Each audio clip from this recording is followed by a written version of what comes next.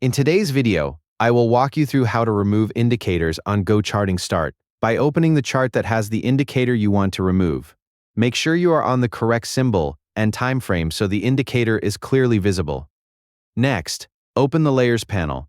This is where all chart elements are listed, including price, volume, indicators, and drawings. Look for the Layers icon on the right side or top right of the chart. If you don't see it, expand the chart or check the toolbar. Once the Layers panel is open, find the indicator in the list. Indicators are shown by name, and if you added more than one instance, there may be multiple entries.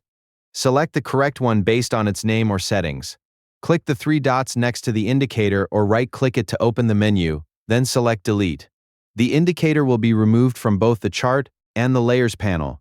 If you remove the wrong one, use Undo or add it again from the indicators list. If you only want to hide it, use the visibility toggle if available instead of deleting it. That's it. Open the chart, open Layers, find the indicator, and delete it. Thank you for watching the video.